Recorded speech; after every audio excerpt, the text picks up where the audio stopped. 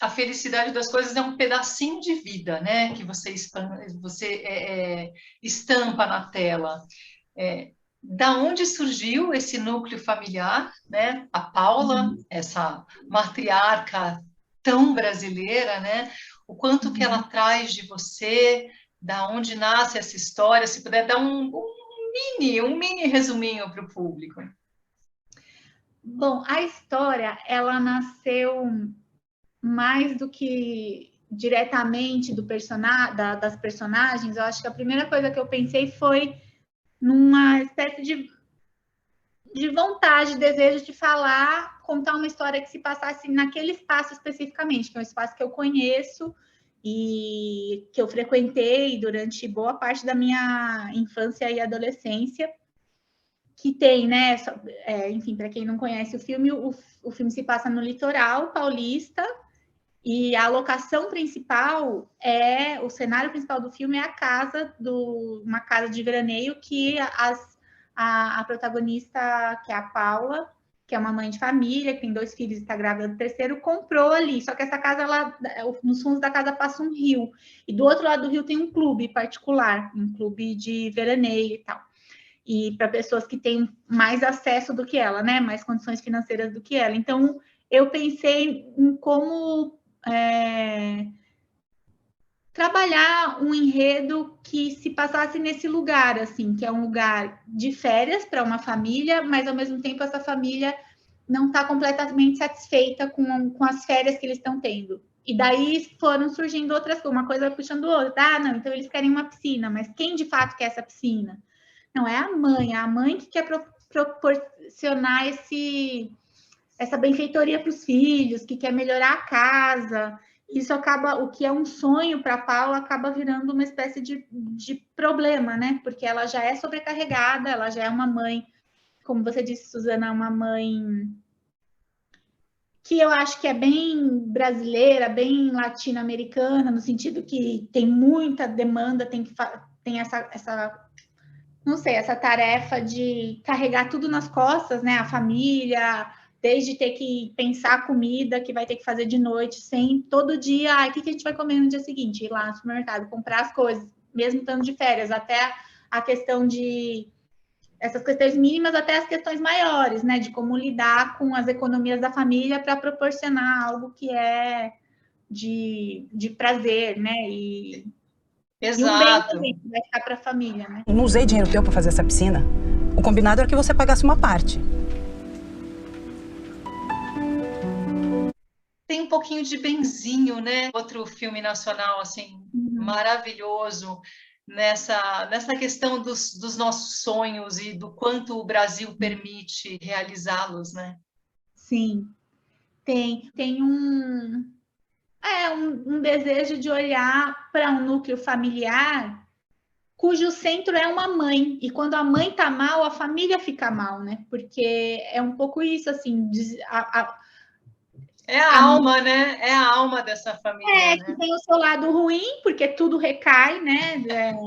É uma construção social, na verdade, né? Poderia não ser assim, Uhum. mas no caso de muitas famílias brasileiras é assim, né? É essa mãe que carrega o mundo nas costas e daí quando ela adoece ou fraqueja ou tá mal e não quer fazer nada, todo o entorno acaba se afetando, né? A mãe tá chamando, Gu! Gabi! Aquela ali é que é minha filha. Ela não tá ouvindo direito. E apesar dela estar com a família, essa família não está completa, ela tem a mãe dela ao lado dela ali para ajudá-la, para entreter os filhos nesse verão, mas o pai é uma figura ausente, né? Ele só se comunica com ela e essas comunicações nem sempre são agradáveis, né? E ela tem os filhos em várias etapas. Ela tem um na barriga, a garotinha que está em plena infância, e um começo de ninho vazio com aquele filho adolescente que começa a dar os próprios passos. Vai dormir, não fala nada pra mãe.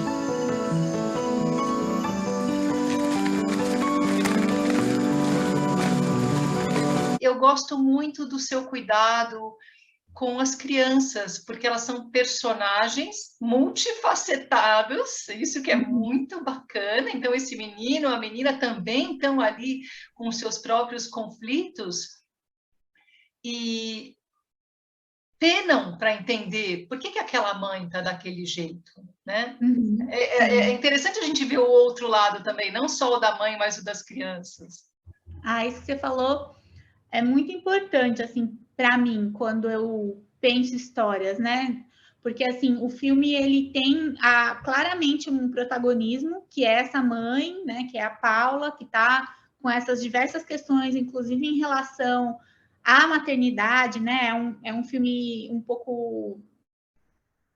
de reflexão sobre ela mesma. Ela acaba... O fato da piscina começar a dar errado faz ela olhar muito para as insatisfações dela, que não tem a ver só com a piscina, tem a ver com a situação dela como mulher, como pessoa, no centro dessa família.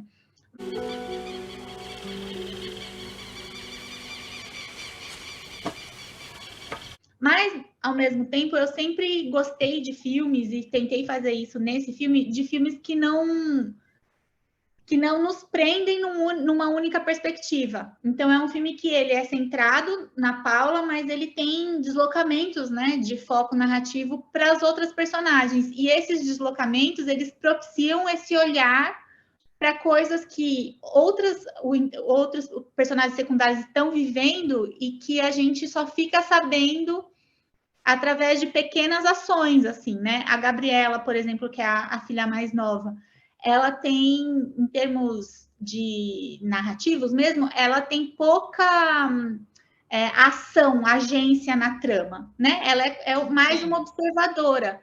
Só que, ao mesmo tempo, essa observação dela é uma observação ativa, porque ela vê coisas, ela guarda e ela solta em outros momentos. Gustavo agora fica só rodeando esses pescadores aí. Não fica mais com a gente. Eu não gosto de café, John.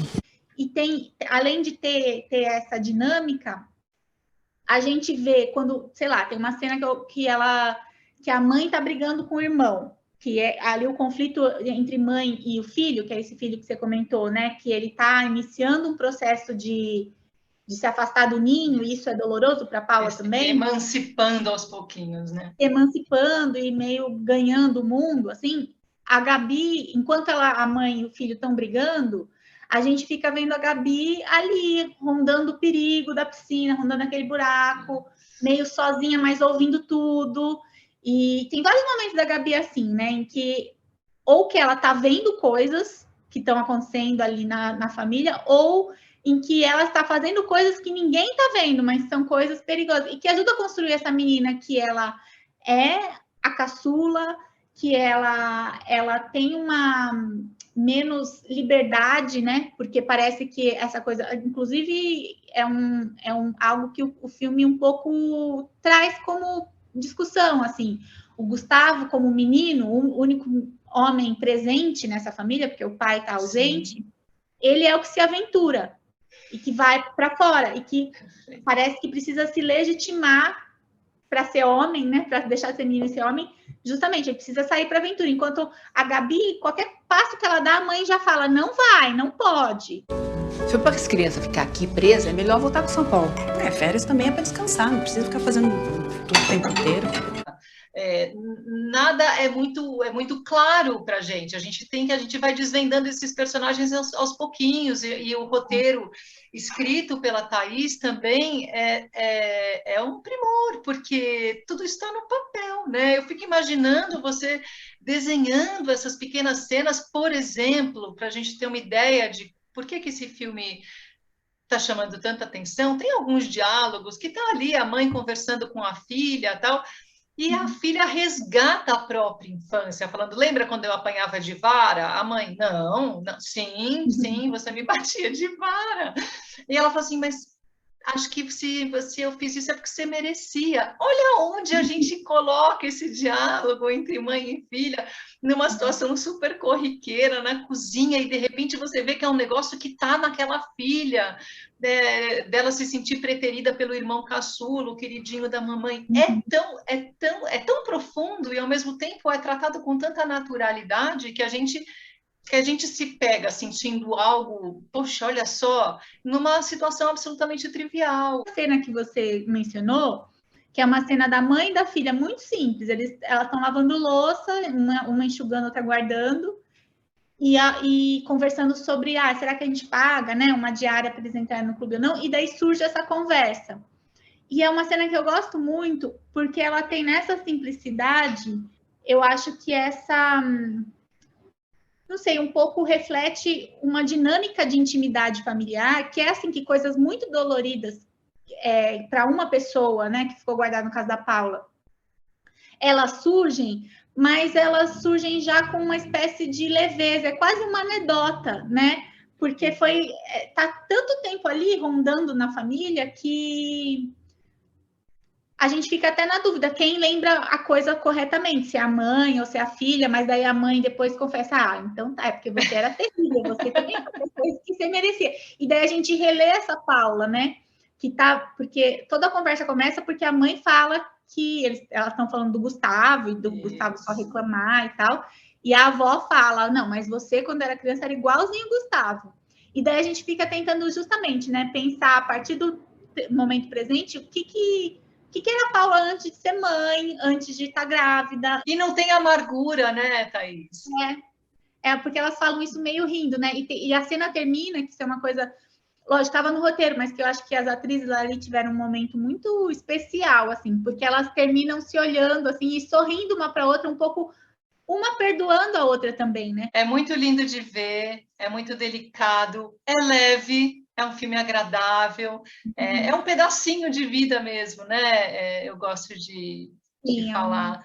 Então, olha, eu queria agradecer muito, Thaís. Eu vou te acompanhar a partir de agora a cada passo, porque quando me pega assim, eu falo, daí vem coisa boa. E parabéns, pessoal, fiquem ligados. A Felicidade das Coisas, quinta-feira, dia 19, nos cinemas. Os cinemas precisam de você, tá? Então, vá ao cinema. Vamos voltar, gente, para as salas. Já dá para voltar, vamos ver os filmes. Um beijo bem grande, viu? Obrigada, Thaís. Tudo de bom.